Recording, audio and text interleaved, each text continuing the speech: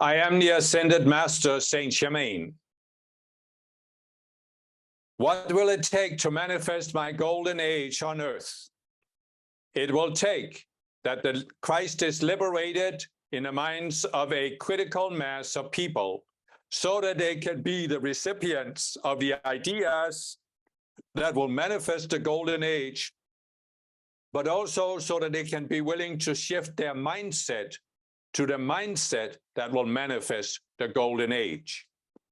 So let me talk about one of the kinds of mindsets that needs to be transcended for the golden age to manifest.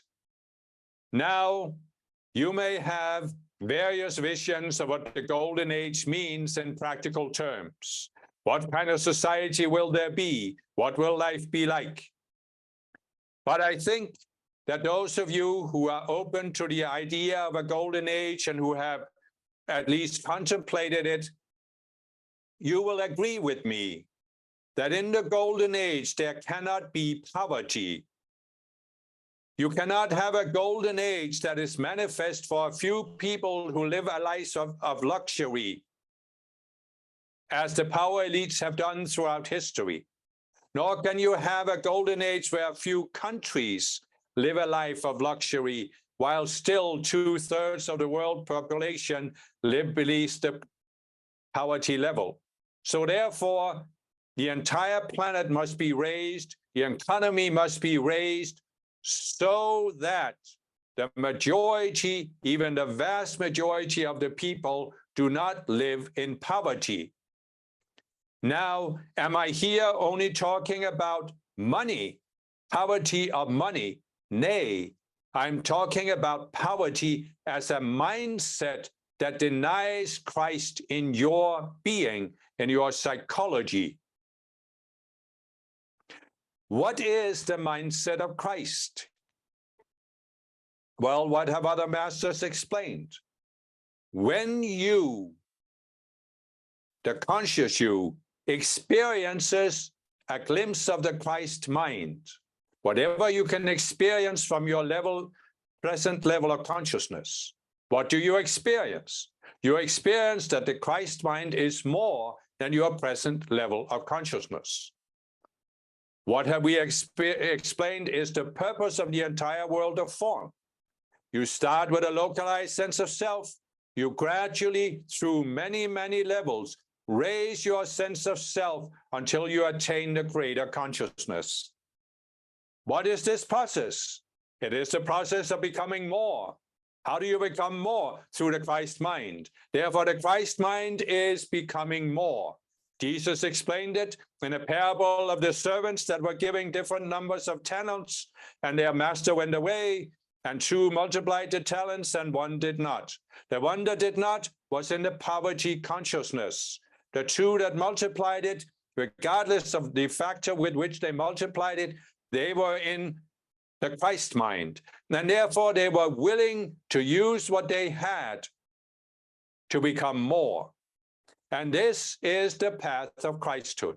Whatever level of consciousness you are at, you are willing to become more self, more awareness, more consciousness. But you are also willing to multiply the material gifts that you have received, the material talents, and multiply the physical situation in your own life and around you. But you see, the purpose of this multiplication is not to gather to yourselves riches. The purpose of this is to lay up for yourselves treasures in heaven. And how do you do this? By working to raise the whole. And how do you work to raise the whole? Through the Christ mind. For the Christ mind has a personal aspect that helps you raise your sense of self, but it has a universal aspect that raises up the whole of all life. And how do you actually raise up yourself? Ultimately, by raising up the whole, through the Christ mind. So the Christ mind is the willingness to become more, not just for yourself and your own pleasure or glorification, but for raising the whole. And this, of course, is the only factor that can eradicate poverty on earth. But which came first, the chicken or the egg?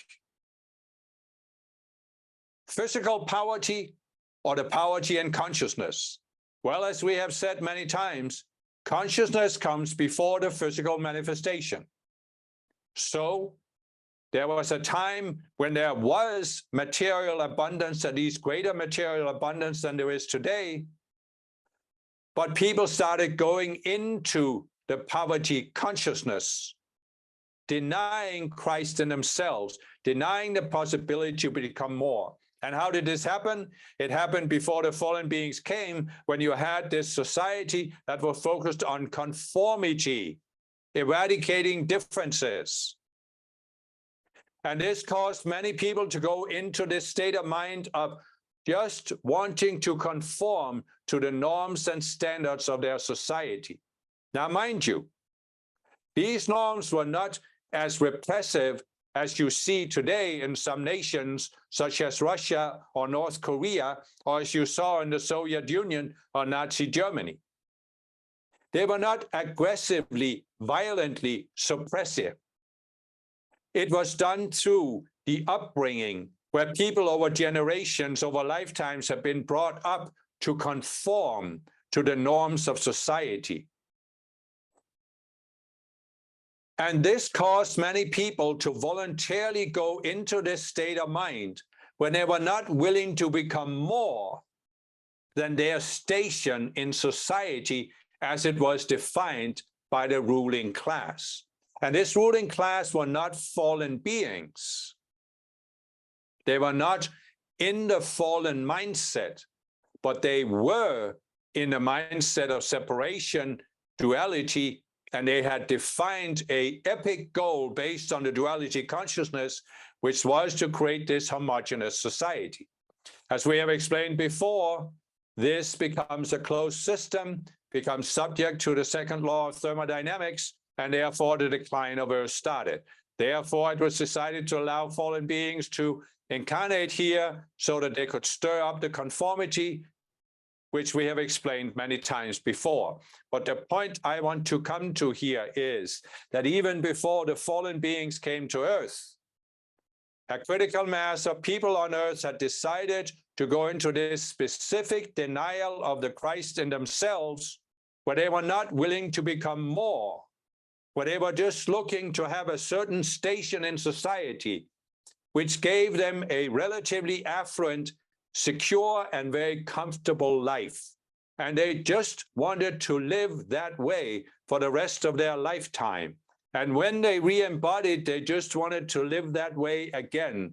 And this went on for a long period of time before the fallen beings were allowed to embody here. Now, what has happened since then is, of course, that the fallen beings have reinforced this tendency, because what is it they want? They want a society where they can set themselves up as having power and privilege, and nobody can question it. So they want a passive and docile population that will do the physical work needed to produce the affluence that can then be funneled upwards towards the power elite so that they can reap the fruit of the people's labor. And all they had to do was to continue that kind of a society. But of course, the fallen beings couldn't do this because there was always two that were rivaling to have the ultimate power. And therefore, there was conflict, there was struggle, there was warfare. And this broke up this conformist society.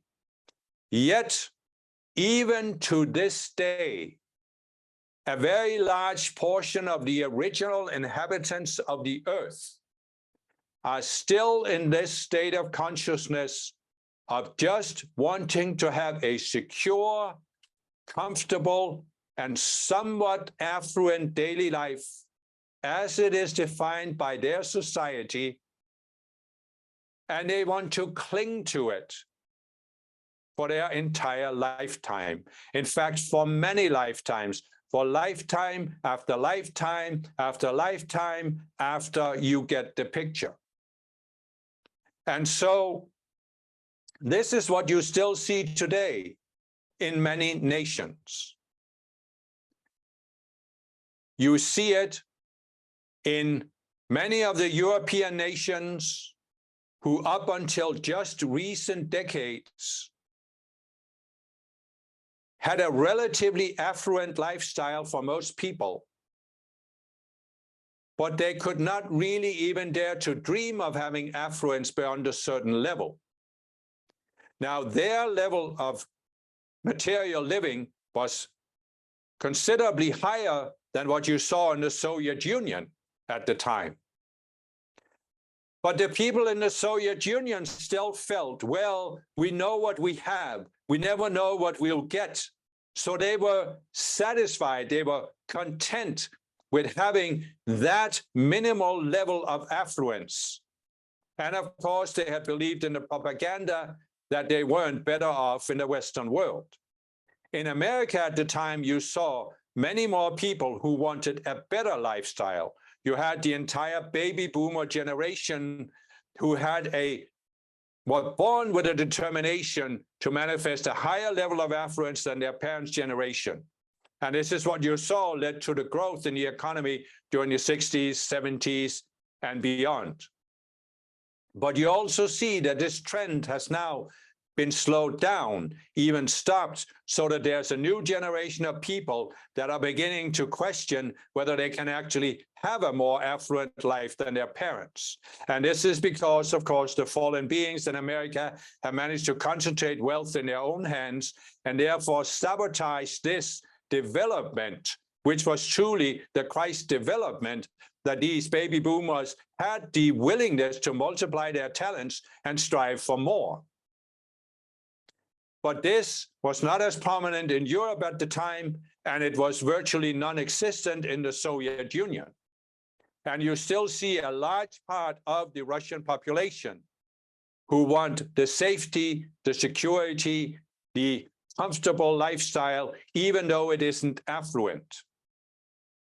Now, as we have said before, Boris Yeltsin, when he traveled to the United States and visited a normal grocery store, realized that the Soviet Union could be upheld only through deception because the people didn't know that people in the West had a so much more affluent life.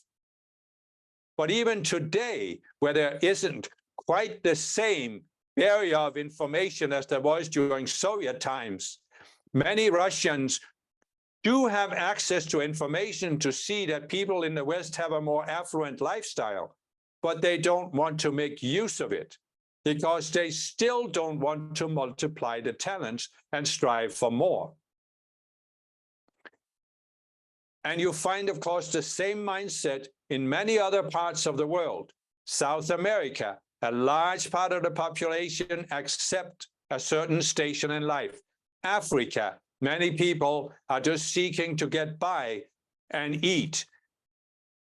The Middle East, a growing number of young people are doubting whether they will even be able to get a job, let alone buy a house or start a family. Still, many people in India and China live at a certain level, a certain station, and dare not dream about more.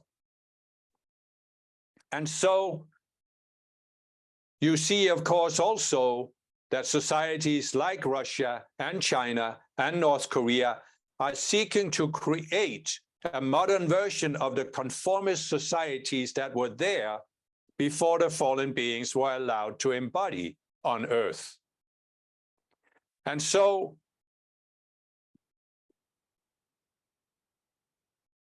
what you see here is this.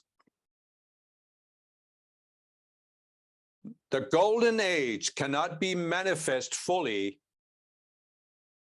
while so many people live in this poverty consciousness and dare not even dream of having more multiplying the talents, improving whatever situation they have. They have given up. They do not even keep their houses or their environment clean or well maintained. They just live almost in a vegetative state of repeating the same things over and over and over and over. And this cannot bring the golden age into manifestation, because it is a denial of the Christ which is in every human being. I know it will sound harsh and insensitive to say that every human being has an opportunity to improve its situation somewhat. Every human being has access to the Christ mind and can therefore improve its situation. Now, many people will say this is insensitive because look at these people who live in these poor countries in Africa or India, in these remote villages where there's not even electricity or running water. What opportunity do they have to improve their lives? But I am not here talking about some instant improvement where they get an affluent material lifestyle. I am talking about beings, people who break that many, many incarnations, many thousands of years, this pattern of not striving for more. Why is it that there are people who are so poverty-stricken, who grow up in environments where there's so little opportunity to improve their lives? Because for so many lifetimes they have been in this poverty consciousness, and therefore their outer situation is a manifestation of their state of consciousness, their repeated denial of the Christ within themselves. And regardless of how low the situation is, they have access to the Christ mind, and therefore they can make the decision to do something to become more. And I am not even here concerned about the outer physical results that they get. I am only concerned about that each person breaks the spiral of poverty and does something to strive for more that initiates an upward spiral.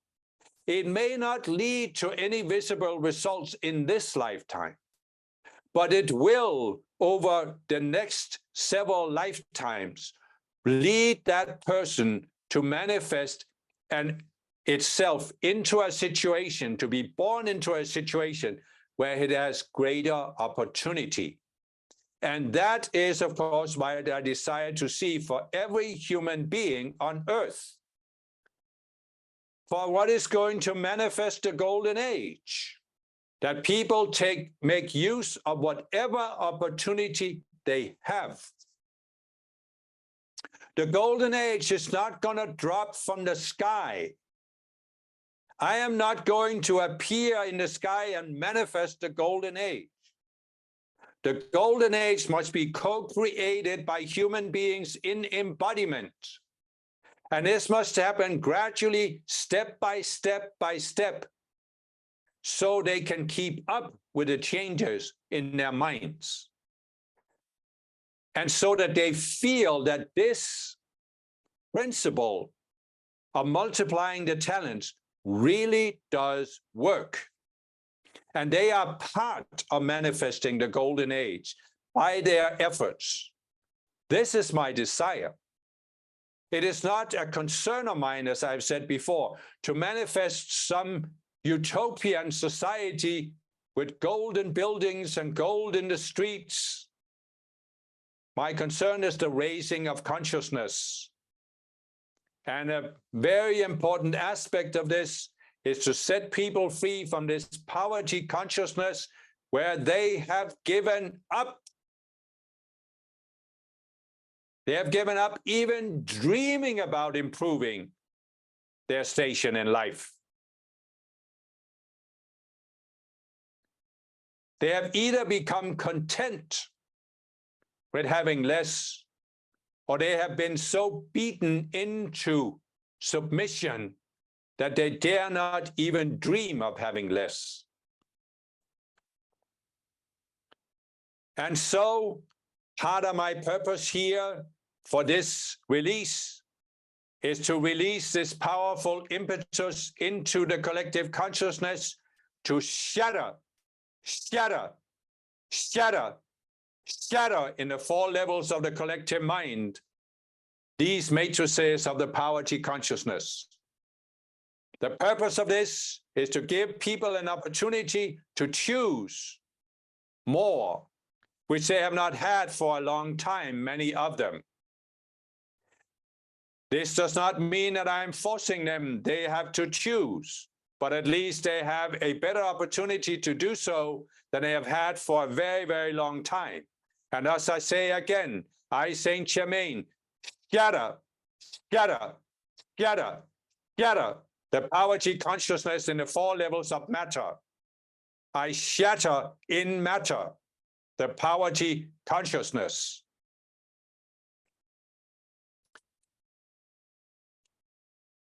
This is a turning point for many life streams who now have an opportunity to choose that they want more. And you will see how this trend, of course, has already started in many nations. And it is accelerating in some nations, where the people are becoming more and more willing to do whatever they can to improve their lives. And there are, of course, many nations where they have grown up with a certain level of affluence, and where some of them have become content with that level of affluence. But that also will not bring the golden age, for there's always more.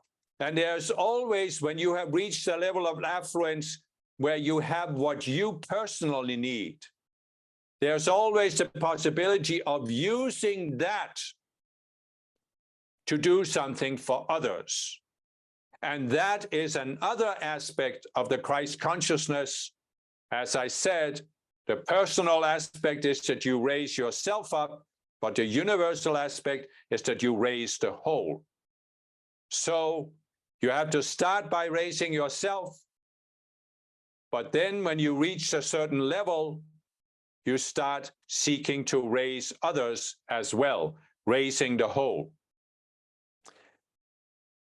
And there are unfortunately many people in the affluent nations of the world who have not made that shift, which is why some of them have started to go down. Even the economy has started to go down. And we can say in the United States that, yes, the power elite has concentrated wealth in their own hands, but why have they done it?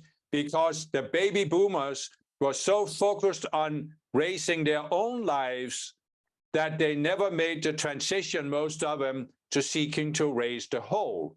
And therefore, what they have gathered to themselves is now slowly being taken from them by the power elite. Not that this is by my design, but it is simply the law of the multiplication of the talents.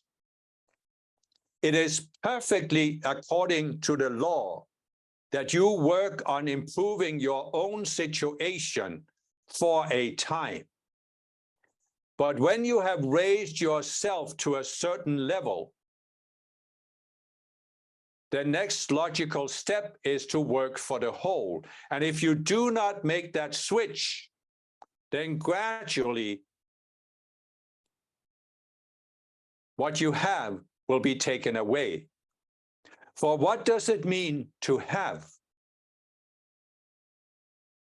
To him that hath, more shall be added. But what does it mean to be one of those who have? It means that you have enough that you can share with others.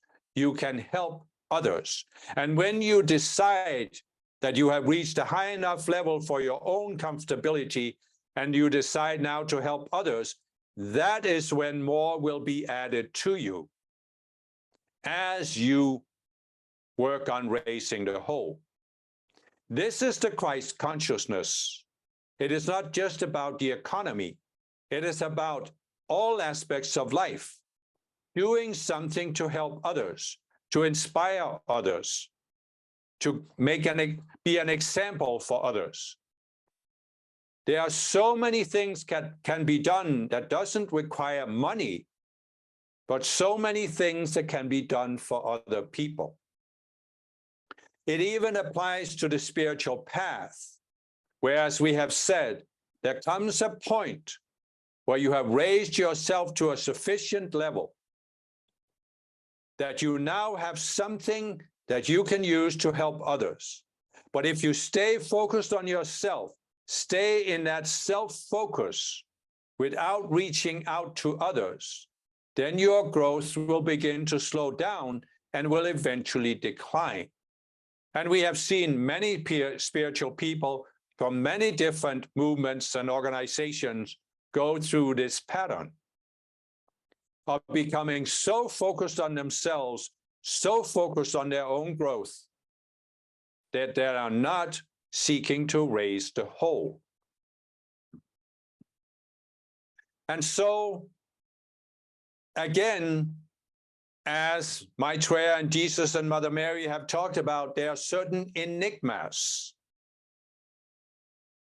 As we have said, in order to walk the spiritual path, you have to raise yourself above the collective consciousness, because the collective consciousness pulls you into conformity. So you have to focus on yourself. But when you reach the 96th level, the question is, will you continue to focus on yourself? Or will you make that shift where you realize it is not about me? It is about the whole. It is about serving something beyond myself. It can be other people, it can be society, it can be ideas, it can be the Ascended Masters. And those of you who are aware of Ascended Masters, I suggest that you consider making the switch that this messenger made of saying, it's not about me, my personal growth, my personal goals. What can I do for the Ascended Masters, or rather, what can I allow the Ascended Masters to do through me? You all have that potential. Again, you don't have to say that you have to do the same as the messenger or as much as the messenger. The important teaching in the parable about the talents is that even though the two who multiplied the talents had different numbers of talent to start with, it was not the quantity that mattered. It was the willingness to multiply and do something to raise up the whole. That was what released the multiplication.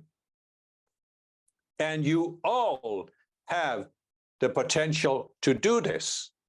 As we have said before, the internet gives you vast opportunities for reaching beyond the people you are in physical contact with, and who in many cases are in a lower state of consciousness than you are and not very open.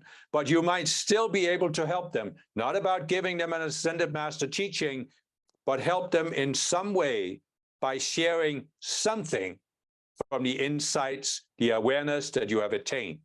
You all have something you can share with others. And we have talked about it for years. We are gratified to see that some of you have dared to make these videos of yourselves with these interviews where you dare to share part of your own path and part of your own experiences. This is a very good start. More could, of course, always be done. And we encourage you to consider how this might apply to you, what you could do, how you could share. Again, we're not putting pressure on you. We are just simply suggesting that there really are ways in this world with such advanced communication compared to just 30, 40 years ago for sharing your presence, sharing your example, sharing your progress, even your vulnerabilities, which can also inspire others. You don't have to set yourself up as a teacher, but consider being an example and being open, straightforward, and honest about sharing your progress, your trials, your tribulations, but ultimately the progress you have made. And so many more things could of course be said about this, but I wish to switch into talking about another aspect. Other masters have talked about it, but I want to give a certain perspective on it from the seventh ray. The seventh ray is, of course, about freedom. But freedom from what? Well, ultimately, freedom from the mindset of Antichrist, but also freedom from any limitation, the limited sense of self. So you may say that there is a freedom from duality, freedom from separation, freedom from the fallen mindset, the serpentine mind, all of these negatives. This is one level of freedom. But there's also the freedom that you grow in Christ awareness, expand your sense of self. This is not a freedom from something, but it is a freedom towards higher levels of consciousness. And so, what is it that limits this freedom to grow towards higher levels? Well, on Earth right now, it is actually primarily religion. And this is because, as other masters have explained, that when you start going into separation, you're using the conceptual mind to define concepts based on duality. They have an opposite, you must react, therefore you go further and further down. So you are defining the path you are following into suffering, into the sea of samsara. Then you have a turning point. And what are you now doing? You are still using the conceptual mind to say there must be a way out of suffering. But because you are not able at that level to step outside of the conceptual mind and see the limitations of the conceptual mind when it uses duality, you are now defining, or you are accepting a definition given by the fallen beings, the path that will supposedly take you out of suffering, out of limitations. And this is what has happened to virtually all religions on earth. Some of them were originally given from the ascended level as valid ideas, meant to raise people higher. But those trapped in a conceptual mind have taken these teachings, as they have done with Christianity, and plotted a course based on seeing the teachings through the filter of the conceptual mind, which is what Peter did to Jesus and caused Jesus to rebuke him. And so you see now, you use the conceptual mind to go into separation, and now you still think you can use the conceptual mind to plot a course that will take you out of separation, or at least away from suffering. But you even think that this can take you to heaven, this can take you to salvation, this can take you to awakening, this can take you to enlightenment, nirvana, or whatever you call it.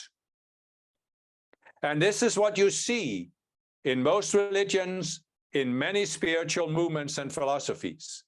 People have used the conceptual mind to plot a course out of suffering towards a higher state. But as we have said, you cannot get out of it by using the conceptual mind, only by connecting to the Christ mind and experiencing the Christ mind. So, who are the hardest people to reach for the Christ mind? It is those who think they are good Christians, good Hindus, good Muslims, good Jews, good Buddhists, good Taoists, good spiritual followers of this or that spiritual guru or movement. You see, as Shakespeare said, based on inspiration from me, there is nothing good or bad, but thinking makes it so. The conceptual mind conceptualizes what was bad and led to suffering, and what is good and will lead to heaven.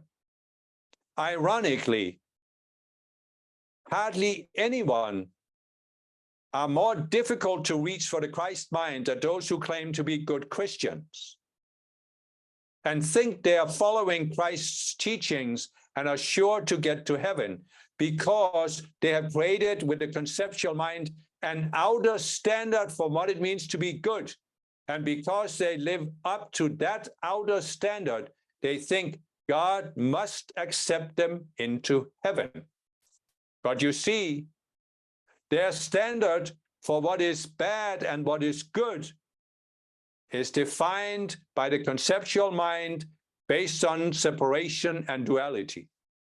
So what they define as good is not in alignment with the Christ mind. It is still based on separation, and therefore it will only keep them in separation.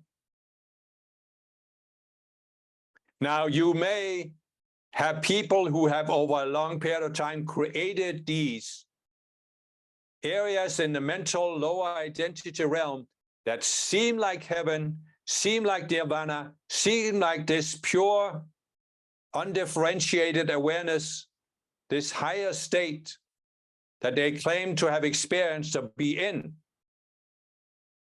But it is still based on the conceptual mind. Why is this allowed?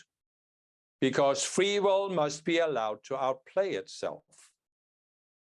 And also because ascended masters cannot reach these people, for they are not open to it.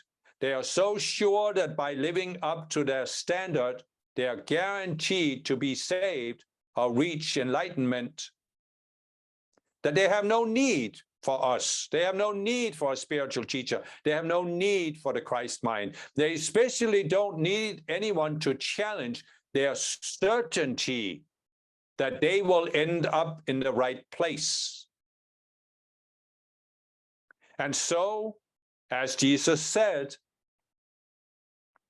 you can seek your reward on earth, or you can seek to lay up treasures in heaven. And those who seek it on earth, they have their reward in the sense that they are experiencing being in a state of consciousness where they are sure they will be saved. But you see, following the path of Christ is not really about attaining some state in the future that you conceptualize. Being on the Christ path is about improving your present experience of life, taking the next step up to a higher sense of self, then using that as a springboard to take the next step, always striving for more. And when you reach a certain level, you are not feeling that you are inadequate. You are not seeking to get away from anything. You are not seeking freedom from limitation or suffering. You are walking towards something that is more free than what you experience now. Not that you feel unfree now, but you still realize you can be more free by expanding your sense of self. This is the Christ path, out of poverty, the poverty consciousness, and towards more.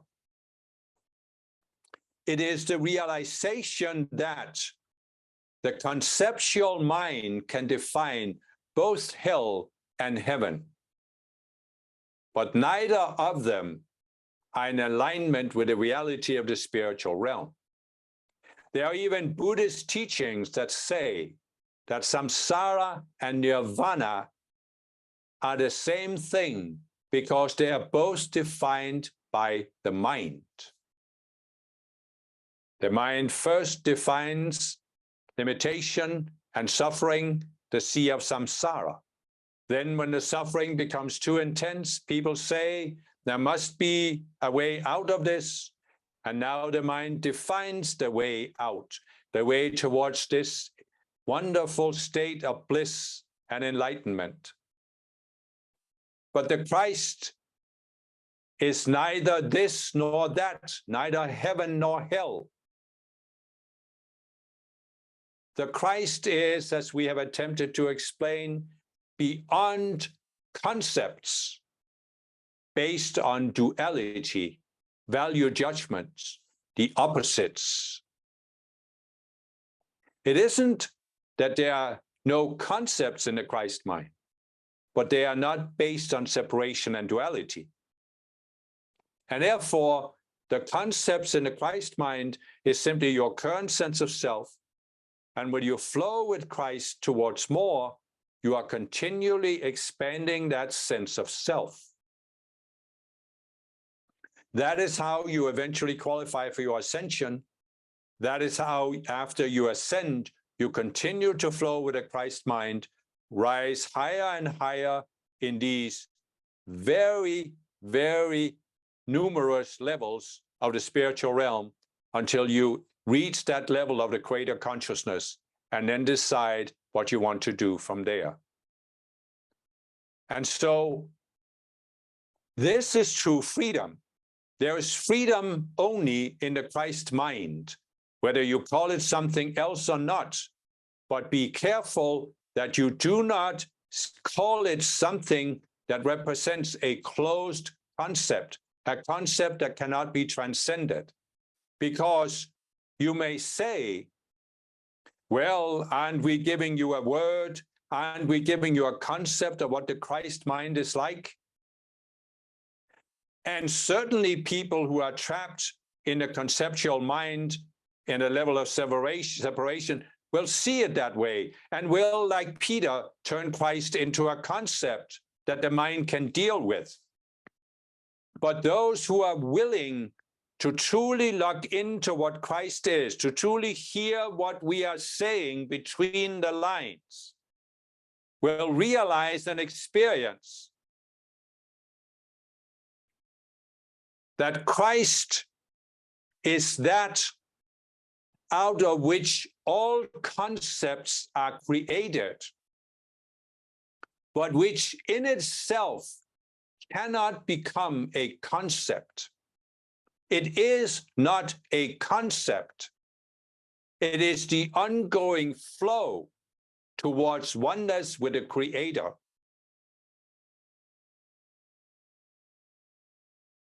What the concepts do is that they define the path you take.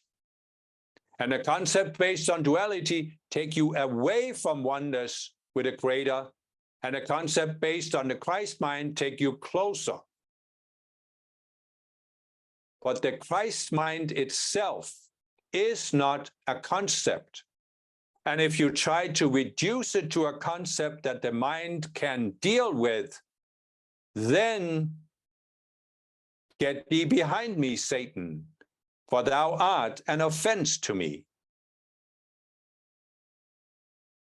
You cannot define the Christ mind. You could say, with a modern twist of this, you have these scientists who have been studying the brain for a long time. You have philosophers who have been debating what is consciousness. Well, consciousness is that which allows you to study any object, but which cannot itself be studied as an object. Why is this? Because consciousness is what makes you conscious, and therefore observe and co-create.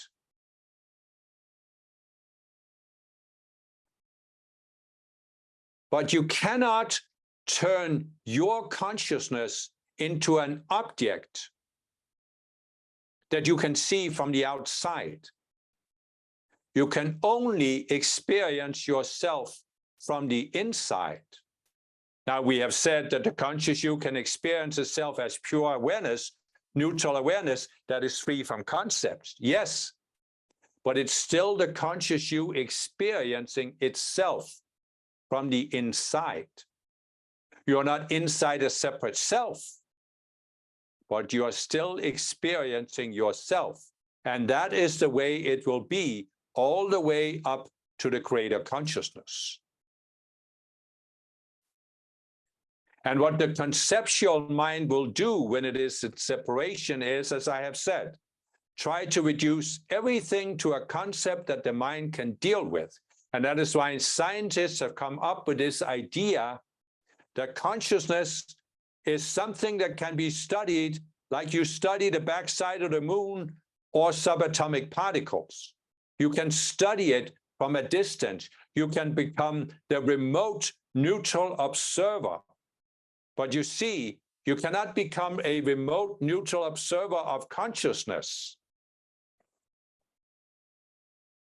For as you cannot use a camera to take a picture of the camera, you cannot use consciousness to study consciousness. You can study aspects of consciousness like the brain function, the function of the brain, how it influences consciousness. You can study the separate cells, the psychology, and you can set up all kinds of psychological measures. But you cannot step outside of consciousness itself to look at consciousness from the outside. Neither can you step out of Christ and look at Christ from the outside and conceptualize Christ. You can, of course, with a conceptual mind, create a concept of Christ. But this is not Christ, is what we are trying to convey to you, those of you who are ready to make that shift. And that is why in the beginning of the path, you need to have this image that you are here in a lower state and you are walking a step-by-step path that leads you up to where you become the Christ. It is not wrong at a certain level of the spiritual path to see yourself as walking towards Christhood, becoming the Christ.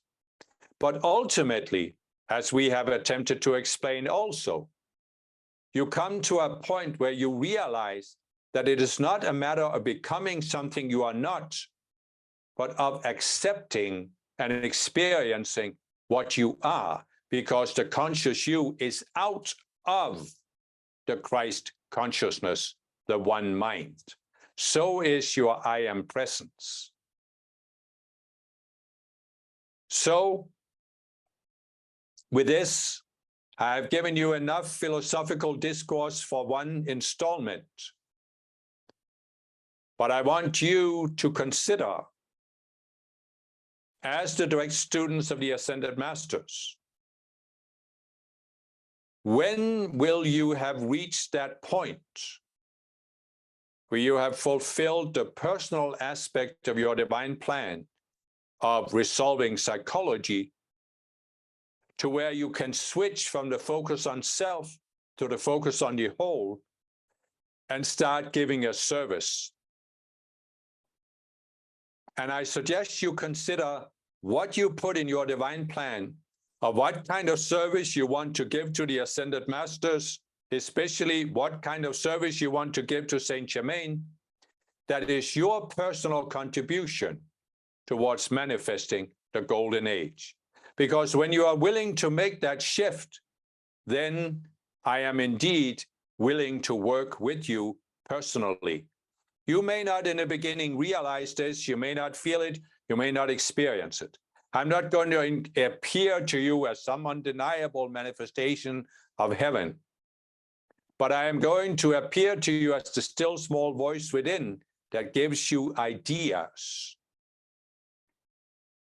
so that you can be the open door for helping the world become more. And with this, I seal you in this joyful freedom flame that I am and that I hold for earth. Be not swayed by all of the doom and gloom that is currently enveloping the world and running rampant in the collective consciousness. Keep your eye focused upwards towards the Christ mind, towards Saint Germain and the Golden Age. Someone must hold the vision that the world is simply working through a temporary turmoil that will open up for a higher manifestation of the Golden Age. And if you who are Ascended Master students are not holding that vision, who will? So I hope that you will make that switch and say, enough with the doom and gloom. I am ready to experience a new day with Saint Germain. And so with this, I seal you in the accelerating flame of freedom that I am. Can you feel the acceleration? Are you willing to allow that acceleration into your force field and accelerate your mind to a higher level? Then I shall indeed multiply your willingness to become more. So what could you possibly say about the Ascended Master Saint Germain? When you start having some experience of his presence, his being, you realize that words are just so inadequate. But on the other hand, we communicate with words. And for many people, it doesn't really take words. It just takes a certain reminder that you already have a relationship with Saint Germain. Saint Germain was the first Ascended Master that I personally really locked into. And it's the same for many spiritual people I have met. And it's partly because Jesus is more difficult because we were grown up with this idolatrous image of Jesus. But Saint Germain is unknown in society in general. So we can meet him on a clean white page. And that often means that our minds are more open to experience his presence. And we don't have the same baggage that we have with Jesus. So we can meet him on a clean white page, and it gives us a more spontaneous, more immediate experience. And really, all people who are sincere spiritual students will be able to get an experience of Saint Germain's presence. And that is, of course, the ultimate way to start a relationship with him. Now, it's very likely that you have started that relationship in past lifetimes, because he has been an Ascended Master for several hundred years and has been working with students on earth. So many of us who are spiritual people, we have this from past lifetimes, this relationship with Saint Germain, because it is, of course, he is the master that's going to be the main master for the coming 2,000-year cycle. His plan is to manifest the Golden Age, as he has been working with a large number of people who can serve as open doors for bringing forth the ideas that will manifest the Golden Age. So many of us have a tie to Saint Germain, and we just need a sort of gentle reminder of this so we can lock into his being and into his presence. And I hope the teachings, the dictations that have been given through me can help you do this. And I'm, of course, including a dictation here on my YouTube site where you can listen to this, experience this, and see what an experience this gives you. And I hope it will just be that reminder that you need, where you can start realizing you have a personal relationship with Saint Germain and how you can expand it. So you can start working with him directly. So you don't need me, You don't need me as a go-between. You just need to come to that point where you are open to having a direct relationship with Saint Germain, whatever that means for you personally. So that's really my only goal and my only hope, that I can help you, bring you to that point where you basically don't need me, because now you are connected to Saint Germain and he will take you higher in your service and what you can do in helping bring forth his golden age.